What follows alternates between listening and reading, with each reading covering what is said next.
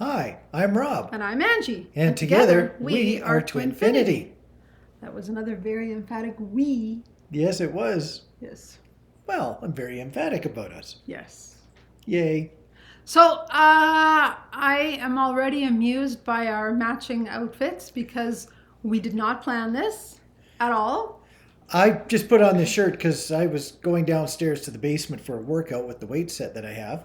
Then I came back upstairs and she's wearing gold. So I just left on my yellowish shirt. Well, if we're being really honest, I just changed as he was coming upstairs. It's like, what time is it in our world?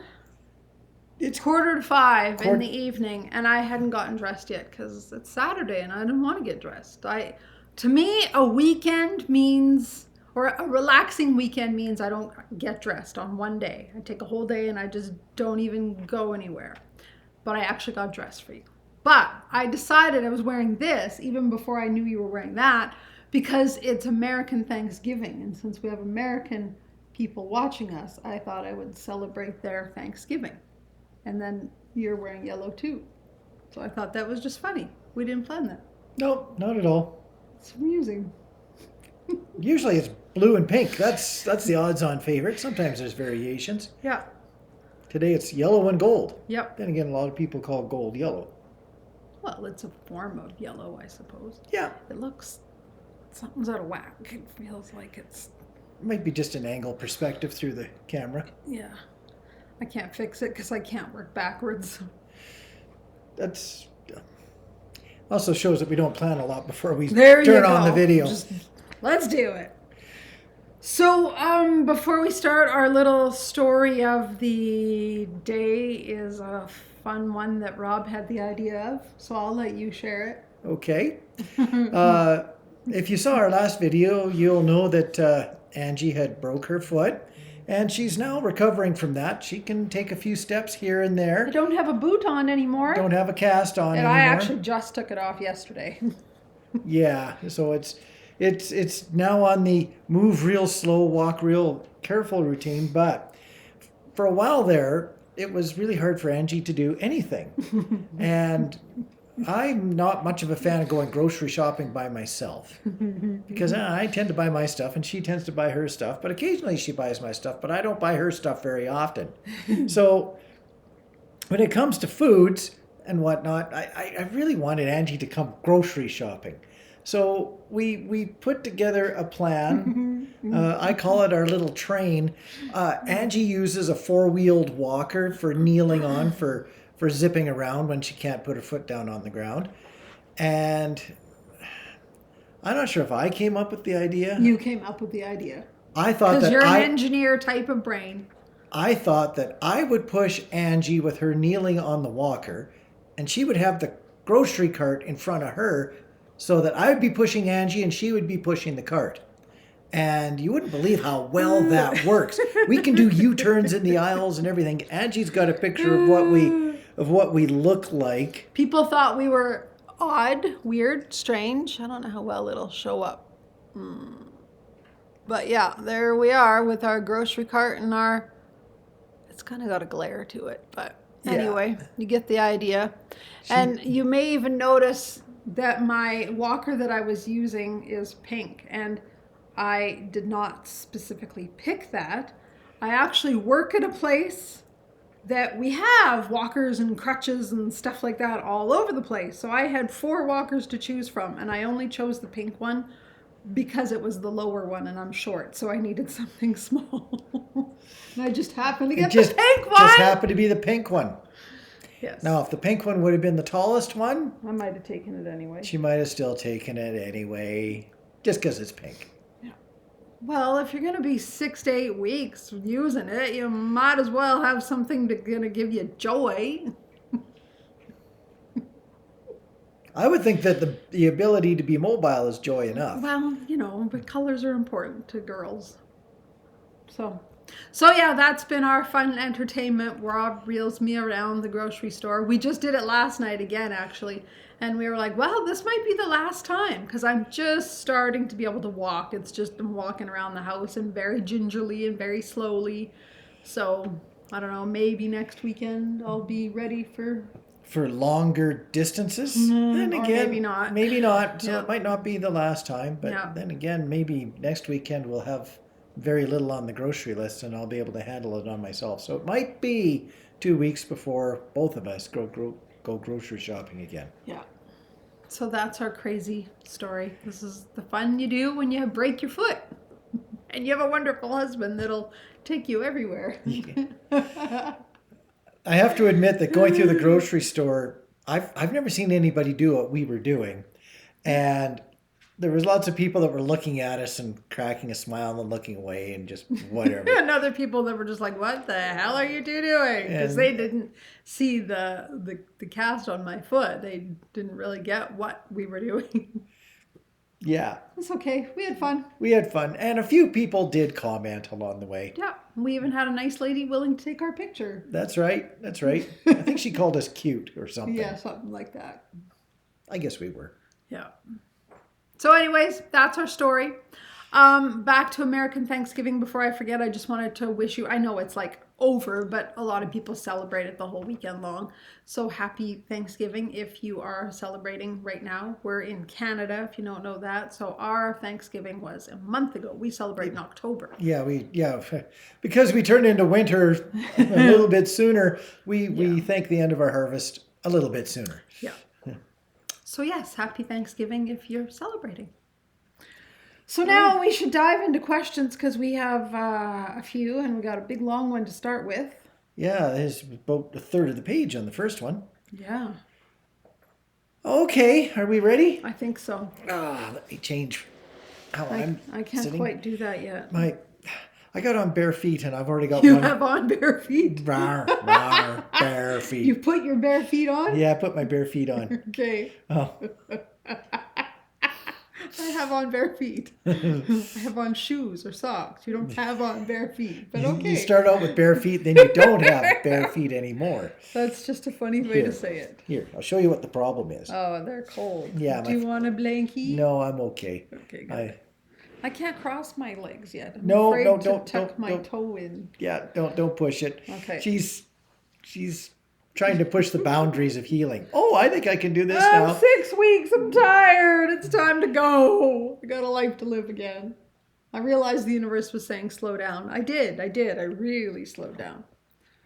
Like not getting dressed all day. Anyway, carry on with your bare feet that you put on. Yeah.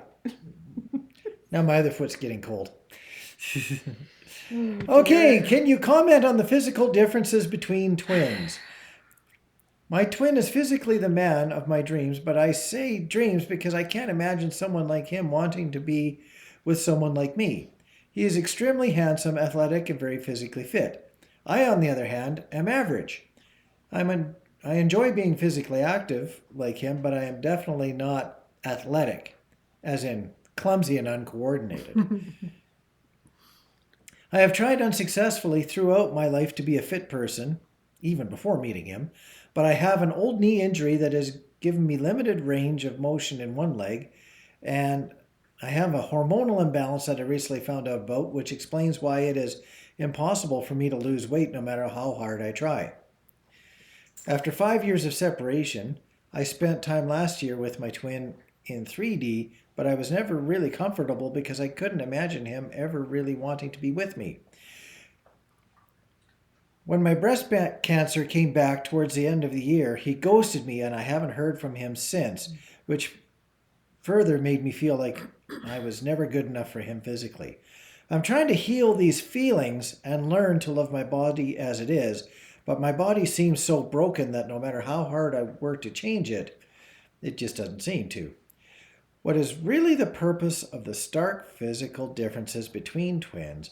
And do you have any suggestions on healing emotionally when you have perceived physical inadequacies?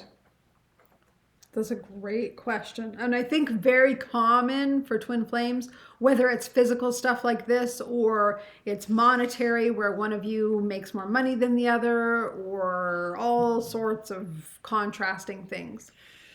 Again, because we're twins, it would be no point in having the two twins be almost identical.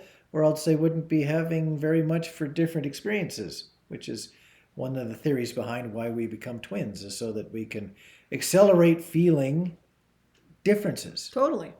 Be advanced and have your soul housed in two different bodies that are very different, very contrasting. So I think that's one of the things to remember, is that you chose this both on a soul level for the growth that it would allow you both to have.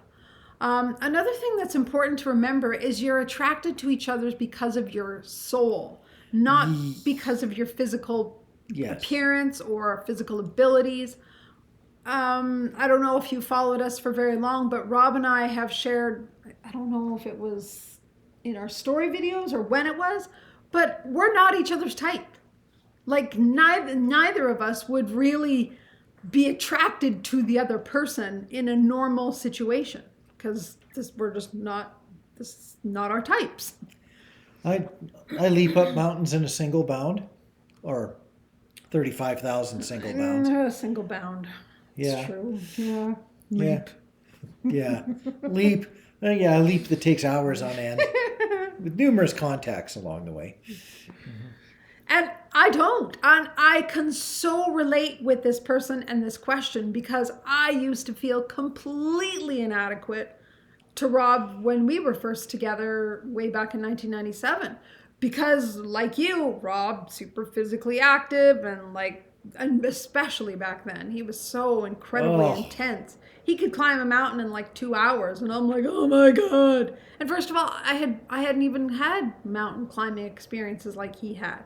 I was physically active in other ways, but like you, I've never had a body that shows that I'm physically active. That's just my body type. So I used to feel incredibly inadequate towards him, and that was one of the many reasons why we weren't able to stay together back then, is because we weren't in balance with each other, because of my own inadequacies, because of his opposites in being way too over intense. Really, it was the imbalances in our 3D world that, especially me, by far especially me, it stopped me from being able to recognize our spiritual connection. Yeah. I barely recognize spiritual connections, let alone ours, let alone how significant and strong it was, simply because I was living in a world of go, go, go. Yeah. And have fun and earn your playtime and work hard and all those other things. Now, we both do come from a world of working hard. Yeah. And now that I've slowed down a little bit, slowed down a lot, there's now capabilities of understanding that connection. But yeah, this is something that maybe years helps with, because, being physically crazy, it does wear thin over the years. Yeah, it's not going to last forever. Yeah, like the person that wrote the question talked about an old knee injury. Well, okay, I'm starting to fall apart too. Most people wouldn't be able to see it in me. They'd just say, oh, you're just getting a little older. But yeah, I'm falling apart too. And once you start, once especially the masculine, I'm going to say the masculine body type, once it starts to not be able to be superhuman anymore, the priorities change. Yes. And with that, thought processes change, and with that, being more open to spiritual connections can often leak back in or leak into, for the first time, a person's life. And I think that's where you can't really worry about where your twin's at this point, because you can't change him. But you can change him by changing yourself. And what I mean by that is, when you grow, he grows. So your part in this right now is just to find places of acceptance in yourself. Like I've shared, I felt incredibly inadequate to Rob when we got back together the second time around, which was almost 10 years ago now, which we're still like, how did that happen? Yeah, how did 10 years just go blink? Yeah. I was much more confident in myself and more comfortable with who I was, that I was able to say to him, look I'm not going to be able to climb mountains every weekend if you want to do that. And nor do I even want to. So I was able to set very clear boundaries just as we were getting back together, because I now had a level of comfort and acceptance with myself. And that's the place that you'll naturally start to evolve to. The more you can just see yourself for who you are and not compare yourself to him, and accept that that's his journey. Just because you're twins, like Rob said, it doesn't mean you're identical. We're identical in our soul makeup, but how we express ourselves in the human experience is often very different. It's meant to be opposite so we can contrast each other and grow from each other. If we were the same, there'd be no real purpose, right? Because there'd be nothing to grow from. And there's more to life than just, let's say, physical compatibility, I would call it. There's many ways of being, I'd say, interesting. And some people can be, let's say, very non-physical, like very bland from a physical point of view, but they can be very interesting from other points of view. Maybe they have knowledge, or maybe they have a sense of humor, or maybe they're just fascinating because they're good at the arts or whatever. And if you can't be physically, okay, Angie's laughing for a reason. I'm going to finish my point, and then we'll go on with this. Where was my point anyway? Stephen Hawking was a very interesting person, and yet he was, especially at the end of his life, he was completely bound to a wheelchair, couldn't speak. It was a very tough time for him. So rather than getting hung up on the physical aspect and continuously just letting that be a stumbling block, it is okay to try to use many of your other talents to try to be a person that somebody else would be at least interested in being around, if physical compatibility is just not a thing. What I have is I'm sitting here in shorts, and Cookie has just jumped up on the couch and is giving me a knee wash. She loves to lick him all over the place, and it's disgusting. Oh.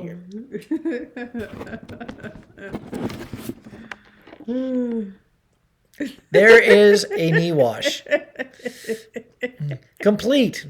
It started from the top and now it's worked its way down to the bottom. Rob usually changes he likes to wear shorts even in the middle of winter when he's in the house. But when we do a video, he'll often change into pants just so he doesn't get this, and he didn't. So he's get the knee wash, and Cookie knows, oh, you're busy, so I'll just entertain myself. It's disgusting. Cookie, here. So I'm going to go back and read this person's questions, because we've kind of answered some of them, but there's some. Now I'm getting the indignant look from the dog. Oh, gee, why you move me for? I was having fun. Okay, I actually think we did answer them. What is the purpose of the stark physical differences? We did answer that. And do you have any suggestions on healing emotionally when you have perceived physical inadequacies? And that's just learning to accept yourself and know that you chose your body, your limitations, your physical experience for the contrast of your connection. And also for you to learn to love yourself rather than feel inadequate, because we compare ourselves to others when really we're supposed to just look at ourselves and go, I'm me, you're you, and it's okay if we're not the same. Dwell on your other strengths. For sure. And let other people, let other people judge as they need to, because that you can't work on. Yep. When a person has a fair bit of self-love, you can usually see that. Yeah. And that goes a long way for other people tending to like you as well. I was just going to say, that's what your twin is attracted to. They're not attracted to you being just like them and being super physically active and having a perfect body. They're attracted to self-confidence. So when you have that, When you have strength, when you have healthy boundaries, when you know who you are, then that brings them closer. Like I can remember when we were getting back together, you'd made some comment of like, wow, you're stronger than you ever used to be. Yeah, And I did. that's what he was attracted to, is because now I'd lived all these years without him, and I'd had to find my own way. And I was much stronger mentally, emotionally, spiritually, but I was also more balanced, right? And that's part of the key of coming back into connection, as well as being balanced with yourself. It was interesting how I used the word stronger back then, because what I really meant was balanced. And I think I was very adamant that lack of balance was weakness. So that was more what I meant by the word stronger. But really, she was stronger straight across the board, but other levels were far less what I would perceive as weak from before. So, yes, I immediately saw it, and I could see it in her in just the way that she carried herself. She came across as stronger just by her physical impression. Yeah. And then it only took her just a very little bit of time to actually show how she was doing. Yeah. And that's why energy is so important, because it's the energy your twin is reading, not your physical appearance. When your energy is strong, your physical appearance doesn't matter, because it will exude out into Yeah. your physical appearance. Very much. Yeah. Great question, though, because I think a lot of people struggle with that in some way or another, whether it's the physical stuff or emotional stuff or financial stuff. Some way there's a struggle with the imbalance of somewhere in the connection that people are like, why, do I feel this way? I wouldn't even blink twice if 10 sets of twins were very, very different physically from each other. Oh, most are. Absolutely. Yeah. The spiritual twin is not focused on being physical, and the physical twin, to start out with, I'll call it the physical twin, we'll call it the matrix twin, There we go. whatever, it's just not interested in being all that spiritual to start No. with. They're more interested in the physical side. Yep. So it's actually very, very common. Yep. I actually just wanted to address, I realized there was something else I wanted to address. Oh. First of all, she mentions about breast cancer coming back. First of all, I'm very sorry to hear that. I hope Yeah. that's doing well for you now. And I would guess he ghosted you not because it's an inadequacy in you, but because he feels inadequate. So it's often the case of when we feel inadequate to our twin, they feel inadequate to us. I'll finish where I was going with this, and then I'll kind of give you an example with Rob and I.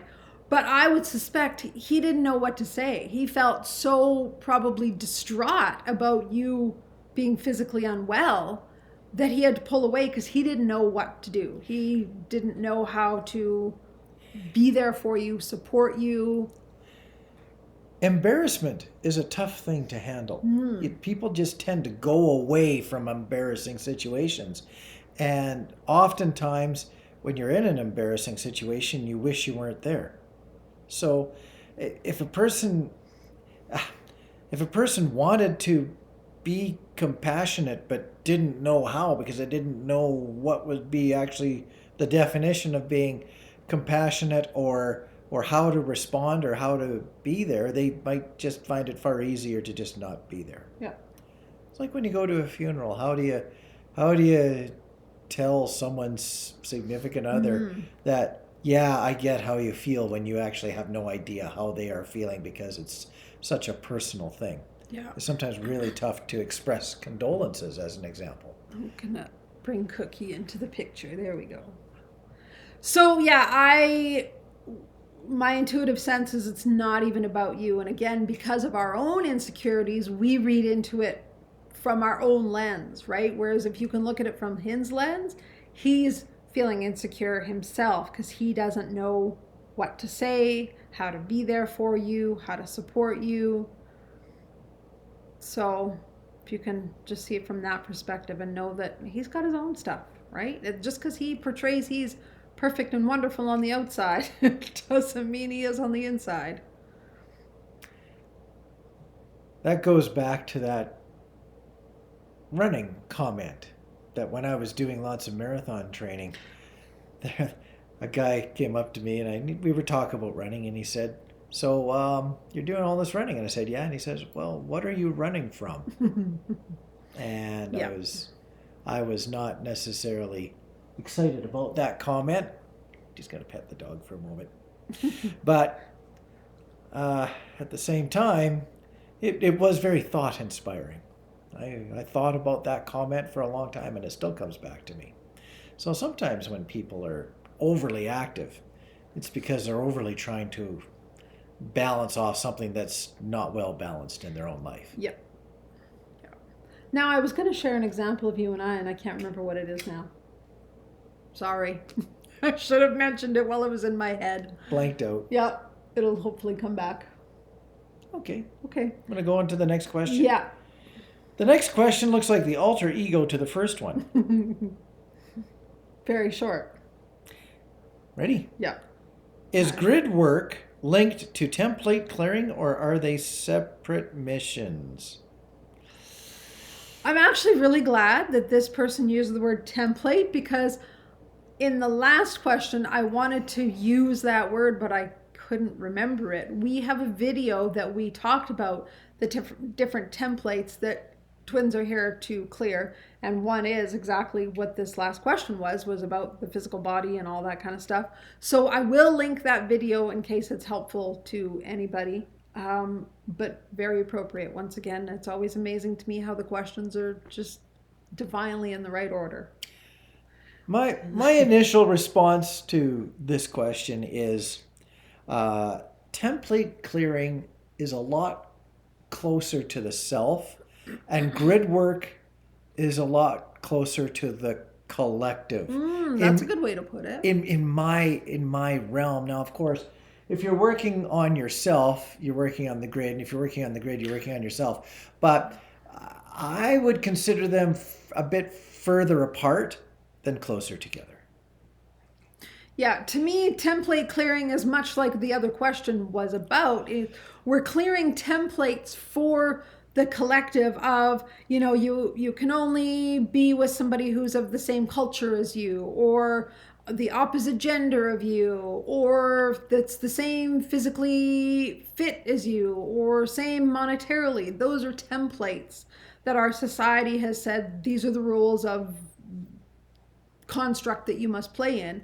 And as twins, we're here, like many others, we're not the only ones doing this, but like advanced souls, we're here to clear those templates and say, no, love is love is love is love. It doesn't matter what all these rules are, just be with somebody who is right for you. So that is how I kind of see template clearing. Whereas grid work is more when you're, like Rob said, working on the collective, you're working on the whole energy of the whole physical earth.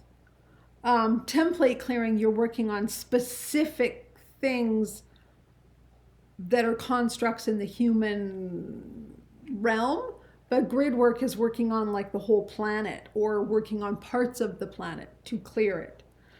So I kind of see them different, but also similar, because it's just like we're separate, but we're all connected and we are all one. So it is both. But I think they're working on the energies of the collective, but in a different way. That's a great question, though. I've never even thought of it that way. I really like that. I want to actually, while we're here, I want to just give a little example of grid work. We are not, I say we as in us, we are not conscious grid work people. Like, we know friends that are very conscious, and they're very led to go travel to certain places, especially places of war and stuff like that, and do a lot of clearing. That's not, we've never felt guided to do that. I'm guessing you seem like you have a different opinion. Since I became aware of the grid and its concepts, I've been much more sensitive to it, but I've not necessarily done much deliberate work with it, but I definitely don't step on the grid's toes by ignoring it at all. Where I was going to go with that is it's funny. I actually just made this comment last night. We ended up in the same neighborhood three Oh. times in 1 week. And We're, it's just the way it worked out. Like we weren't intending to go to that neighborhood. And last night, when we were literally driving on the same street that we just drove on last weekend, I said to Rob, clearly this area needs our energy for some reason. yes. So we do grid work without intentionally traveling to a specific place. It's just we're led there, and it's like when it happens that much, I start to see the pattern of, okay, we're here for a reason. This is obviously, our energy is being called here for some purpose. Whereas template work, I don't know if we've done a ton of template work in our connection, other than much like the last question. We've done the physical and stuff, but there's a lot of people doing some huge template work. I would say especially those that are of completely different cultures and they want to be together, but their cultures say you can't be.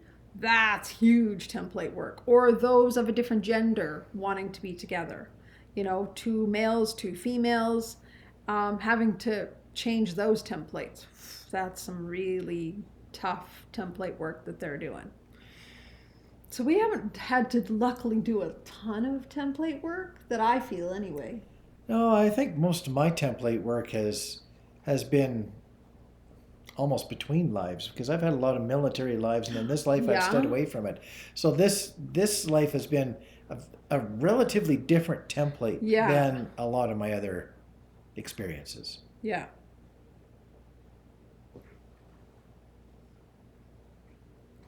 I'm just reading a message real quick. Next question? Next question. Yeah. I have one question for you old souls. I'm also on twin flame journey. My better half is not awakened yet to understand this, but I have. I have been suffering from all of my fears and blockages, but one or two blockages are not going anywhere. They have become less fearful over time because of my inner work and Divine's help. Do all the blockages and fears go away with time? Will I be talking to my better half and relaxing somewhere peacefully someday, just like you guys are doing? I like that last part. That's cute. Well, I suppose if you look at it from a point of view of time, from the time that you first are created as a soul to the time your soul reaches its highest level of advancement, yes, all blockages do clear. I definitely can't promise that they're going to clear this lifetime. Yeah, I was just going to say, just because you end up in union, it doesn't mean all your blockages are clear and you have no more fears and no more insecurities or anything. No, we're still human, right? So there can still be lots of blockages, but enough compatibility within those blockages that you can still flow and ebb and exist together. Yeah. It is nice that this person has said that their blockages have become less fearful over time. Because of the inner work, for sure. Inner work and Divine's help. Yeah. To see that kind of what I'll just call blanket healing over the span of this person's time here is very good. When someone can recognize progress and take comfort in how much they've gone through and worked around and possibly even cleared their blockages, that's really a great sign of a lot of work accomplished. Yeah, definitely.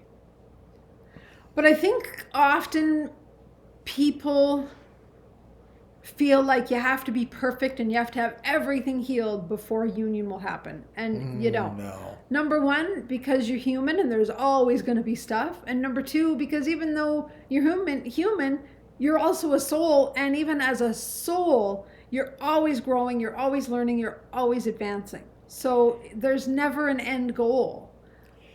So don't feel like you have to have everything solved, figured out, and every wound, every issue cleared and healed. You just have to get to a point of inner balance and inner peace, not inner perfection, because perfection is unrealistic. We're perfectly imperfect, right? So to think you have to have everything healed and cleared, it's impossible. We wouldn't. Nope, I'm going to start that whole comment all over again. We wouldn't. Didn't cut it. Didn't not cut it. Cookie agrees. Meh. Yeah, she just gave up. Meh. Too noisy. Disrupting my peace. The purpose of life is to learn. And it's not like you can cram it all in like school into the first 30 of your life and then you're all learned for the rest of it. Yeah. No, it's almost nonstop. It's like having a glass of water that is a third full or a half full or 2/3 full of balance. You're still always going to be sloshing around with that glass of water, and every so often something's going to happen where that water's going to slosh out and you're going to lose some of it. And that doesn't mean that things have all gone wrong. It just means that you've just gone through a really turbulent time of your life. And when things settle down again, you might be able to splash some more water back in there and continue on trying to fill up that glass. But it's almost like the more full you get the glass, the easier it is for something to slosh out. But that's where balance comes in. Because sometimes if you've got a really full glass, but you can walk with a lot of balance, nothing sloshes out. Rob's analogies again. You know, you're 3 for 3. Our last 2 videos and this one, you've had like excellent analogies. Oh, The more balance you have, the less your glass of water will slosh. yeah. That's pretty good. I don't know how that works in with blockages, but it felt right from a different point of view to try to explain it that way. Blockages are quite often what get in the way of water even getting into your glass to begin with. There you go. Yeah. Yep. Yep. So as soon as you get rid of blockages and start allowing lots of things into your life, then you need to start to learn to balance so that it stays in the glass. Yeah. And that's just the journey of life, not even the journey of twin flames. Yeah. Yeah. And as far as the better half not being awakened yet to understand this, yeah, they have their own blockages and they have their own balances and their own process of doing their own work in their own time. So, yeah, it's just carry on doing your work, which it sounds like you are, and making great progress at it, which is awesome. Oh, now Kills Cookie can't lick you. She's going to clean her own feet instead. oh yeah. That's nice. Hi. There, see? There's an arm. Great. Now I could just Now she'll lick that one, I could too. just get an arm wash if I wished. She's really happy with all this. Yeah, she loves it. Now she's getting close to where I put hand cream on, Ugh. and I'm sure that just turned her tongue inside out. Blah.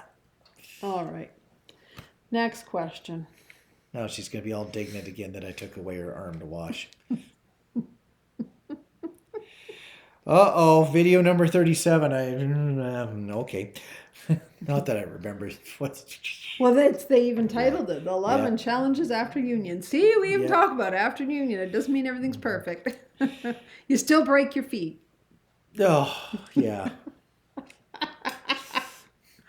Or just one foot, hopefully. See, Angie had to practice different forms of physical balance because she only had one foot That's right. and crutches Yeah. and a walker. And I still fell over. Oh, yeah, there's been numerous wipeouts, especially with crutches. Angie is not a crutches person. Especially, well, I'm doing way better, but doors are not. Yeah, How do you go through doors with crutches? we were at a friend's place last weekend, and they had concrete stairs going up to their house, their front door. So here she is, Up one step, up another step, up another step, a little bit of a landing, up another step, up another step, gets to the doorway where there's just a little lip that tall, tripped with her crutches, boom, face first on the ground. Fell into their house. Literally fell into their house. I could have just closed the door behind her. That was funny. Yeah, all these big giant stairs, no. Little lip at the doorway, trip.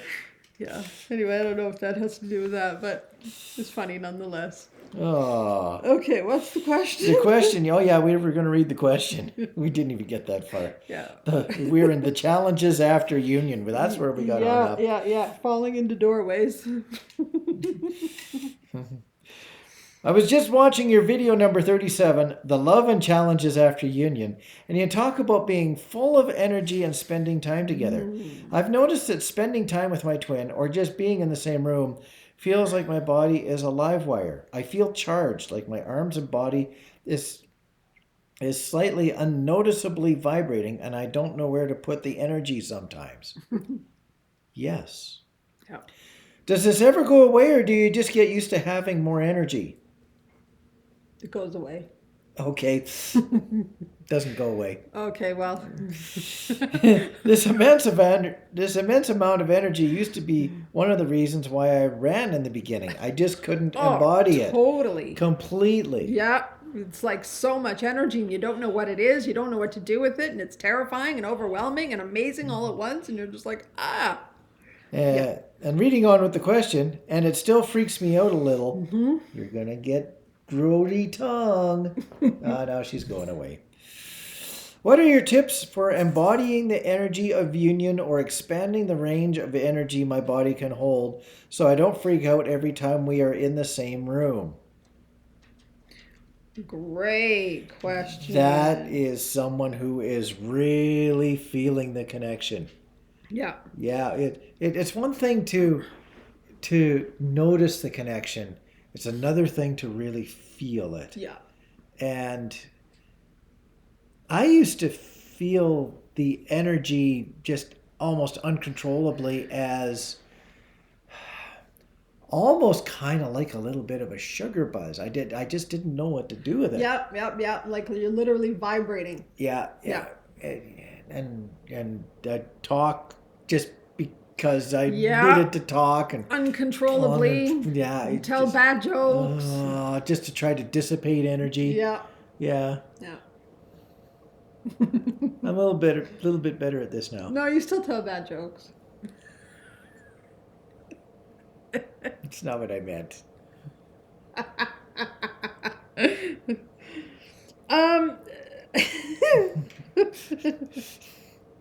I just got zanged. She's enjoying every second of it. Yeah. Because I don't get to do it much. What tips do you have for embodying the energy? I would recommend ground that energy. When you feel it, like when you feel like your body's physically vibrating, go outside if you can and put your physical body on nature, whether that's your feet on grass, your trees on hands. Your trees on hands. Your hands on trees. Put your trees in grass. Yes. In water that's outside, whether it's a lake or river, something where you're literally grounding, or what they call earthing, where your physical body is somehow connected to the earth, because that allows your energy to go down into the earth and then the earth's energy to come up. And you can even visualize that. I'll often do that when I'm earthing, is imagining my energy, whatever it is that I either need to balance or release, going down, like starting at the top of my head, going all the way through my body. And as it's going, I see it like collecting particles and things from my cells that I'm wanting to let go of, and then going all the way down out the bottom of my feet and into the earth. And then I thank the earth for taking my energy and transmuting it. And then I allow the earth's energy to come up through my feet and then do the same process and go all the way up my body, filling up each and every one of my cells, my organs, my skin, all of it, so that I feel the earth's energy while I've dissipated my unbalanced or vibrating energy. And now, just to be not serious whatsoever, right in the middle of your very serious disposition, Disposition. when the energy is coming up from the ground into you, and I come home from work and give you a kiss, and we zap each Oh, other, yeah. zap each other Yeah, that's like fun. ow, Yeah. static electricity The in winter lips especially. tingle. Yeah, yeah, that's what happens when you haven't quite got the energy quite balanced, but that's fine. Yeah. We zap each other every so often, and we quite embody and embrace that now. Well, except when you want to play the zap game, and I'm like, I don't want to kiss you again. It hurts. Out. Rob will go run his feet all over the carpet to try and get some static in him, and then go zap. I'm like, I don't want to play. We did that just this morning. Yes. Yeah. And I wasn't trying to play the game. We were just trying to give each other a kiss. No, and the zap. second time you did Yeah, it. You did it in yeah. I bed. rubbed the sheets on the top of the bed. Yeah. And I'm like, there's other ways though too, is just meditating and, feel your energy balancing or releasing your energy through meditation, asking angels, guides, higher energies that you connect to help you. There's all sorts of ways. It's just anything that is going to help with energy clearing. If you have sound bowls, you can do that. Or even if you just have music that you find relaxing or calming or grounding, anything like that can help too. So all sorts of different ways. I've got a little bit of a different take on this. Sometimes when you're in an unfamiliar energy, something that you're not really used to, being in that energy, spending more time there, understanding that it's not harmful, just letting it start to flow through you. That's another way of just letting it be, as opposed to trying to change it. It's kind of an energy that you don't want to overly suppress. So allowing yourself to become more used to it is another tool. So just be in the energy and just let it tingle, sort of like an almost dead 9-volt battery. Yeah. Now, also, a lot of times there's a perception that this energy is between the twins. So if you get closer to your twin, almost do the zipper sleeping bag thing. You get so close that the energy then doesn't vibrate back and forth between the two of you. It's just there between the two of you. It doesn't have to actually work its way back and forth and be noticeable as a tingling or as an energy flow. Like we're touching right now. Our energy doesn't have to go very far to be between us. So it will allow that energy to be more stable if it doesn't have to do all that traveling. So snuggle more? Is that a thing, allowable thing for this conversation? Sure, snuggle more. Let the energy not have to work so hard to bounce back and forth between the two of you. I have one more thought while you were saying that before, like if you know you're going to be seeing your twin physically, before that, you can also even meditate and just like sort of connect your chakras energetically so that your energy is already merged and connected.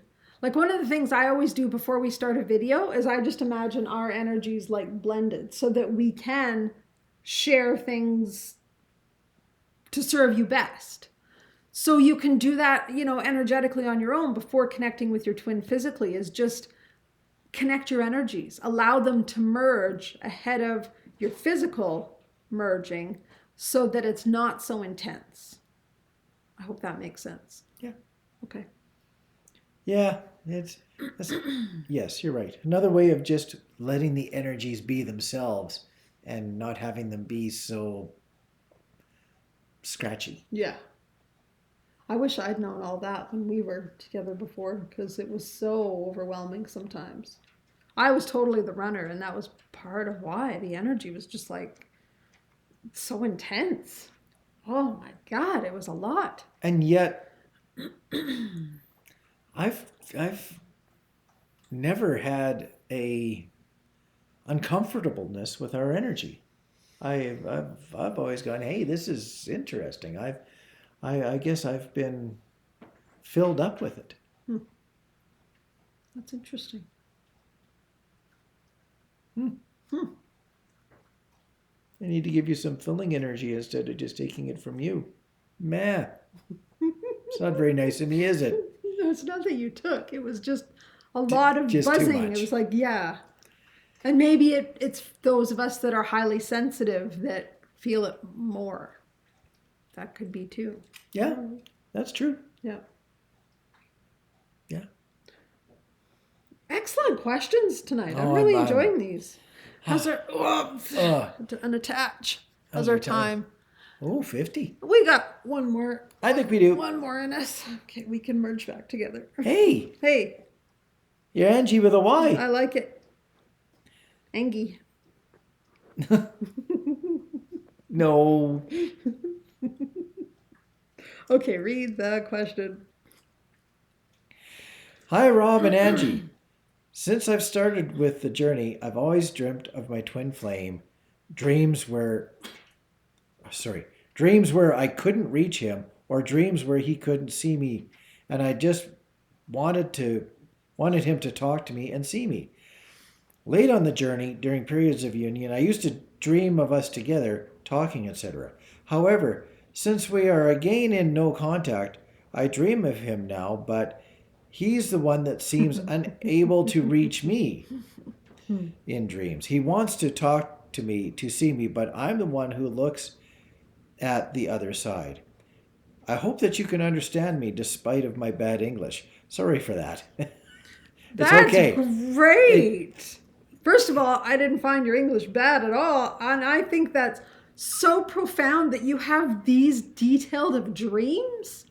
That's wild. And I almost interpret it that they're not just dreams, they're actual astral travel where you're meeting each other in the spiritual, in the higher realms, and you're kind of showing each other where you're at. So when you're trying to connect with him and he's like, no, not ready, that's what's probably happening to him on the physical. He's not ready to connect for whatever reason. And now you've kind of switched roles. And now he's the one trying to reach out and you're going, no, that's so cool. Now, is it a case that the person is going, no, you can't reach me?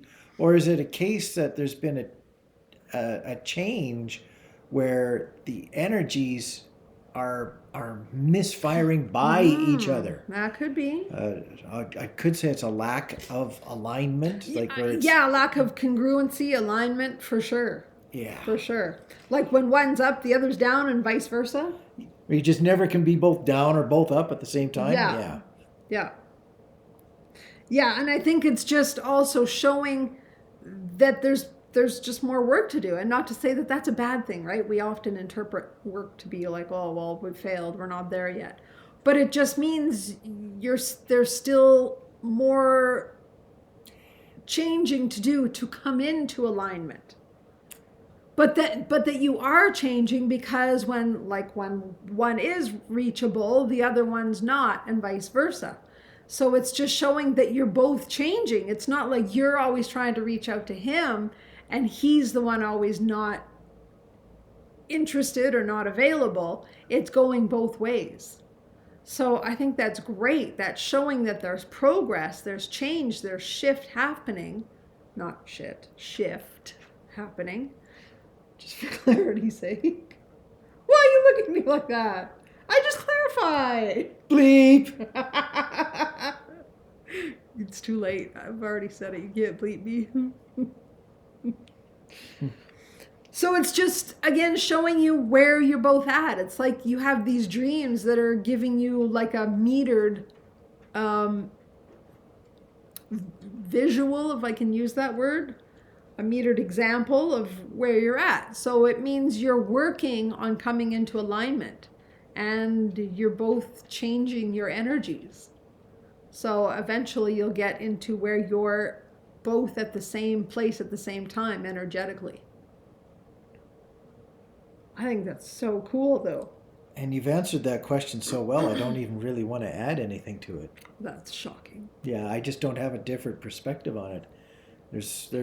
There's clearly a little bit of work that just needs to be done. And even, I guess what I could say here is that I'm very encouraged that there's so much dream connection happening. Totally. When there's the dream connection is happening, that's just very, very positive. Yes. And when you can make sense of it, oh, gee, there's a misconnection that just is so easy to give you something to work on. Yeah. Yeah, that's, oh. I would almost, before you go to sleep at night, invite your dreams to be your guidance. Ask them, Yeah. what do you want to show me now? What work do I need to do? What clearing do I need to do? What healing do I need to do? Because clearly you have a really good connection with your dream state. So if it works, allow it to be a tool for you. That's fascinating. I wish I had that, or had that now even. Yeah. What a great tool of connection. Yeah, good job. Wow. Yeah. I want to go dream like that now. Oh, you're getting another knee wash. I'm getting an arm and knee wash. All right, again. I think that's our cue to go so Rob can leave the couch.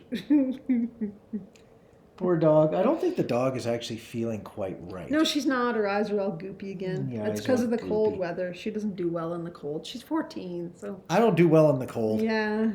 Here, Cookie, come. No, stop. it's okay. Oh, okay. I was gonna let her come say goodbye, but that's fine. Oh. So thank you for these excellent questions. This was a really, really good batch of questions. Yes. Hopefully we've answered them. If you have any comments to throw out in the comment section to answer them better, go ahead. Play basketball. You know, when I'm driving, throwing out's the opposite direction. I throw that way over my shoulder. Yes. Poor back seat of my vehicle. You have to go in there every couple of weeks and clean up a water bottle or two. Yeah. Now the dog's going to kick her face. Yeah. All right. Good night, goodbye, good morning, whatever it is for you. And again, happy Thanksgiving for those that are celebrating. Yeah. Yeah. Yay. It's the start of winter. Well, it's more than the start of winter where we are. Yeah, it's been winter for 2 weeks. I went golfing one day and it snowed 4 inches the next. Yeah. Welcome to Calgary, Alberta. Yeah. All right. Have fun, everyone. Goodbye. Bye.